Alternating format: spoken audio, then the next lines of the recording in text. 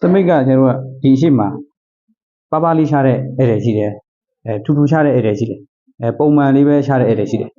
ပါပါလေးရှားတဲ့ဧည့်တယ်ကြတော့ဒီမျက်ခုံးလေးပေါ်မှာပဲပေါ့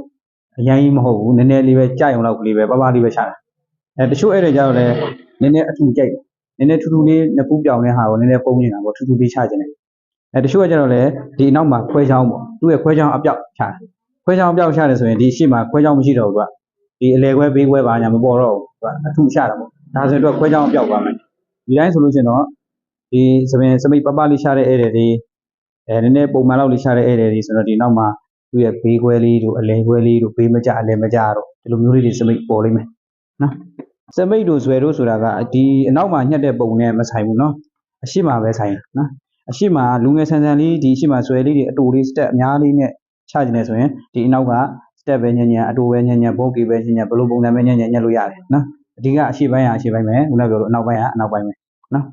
အဲ့ဒါတောင်လေးကိုကျွန်တော်ညှက်မယ်အရှိစမိတ်တွေတို့ဇွဲတို့ညှက်လို့ရှိရင်ရေမဖြန်းနဲ့နော်ရေမဖြန်းမှကျွန်တော်ကြလာတဲ့အထက်ကိုတခါတည်းတည်ရမှာပြီးရင်တို့ကပွိုင်းကက်တခါတည်းဝင်ရတာပေါ့နော်အဲ့လိုပွိုင်းကက်ဝင်ရတဲ့အတွက်ကြောင့်မလို့ရေဖြန်းစရာတော့မလိုဘူးနော်ဒီအနောက်ကညှက်ပြီးပြီဆိုတော့မှအရှိပိုင်းကိုညှက်တာပိုကောင်းတယ်နော်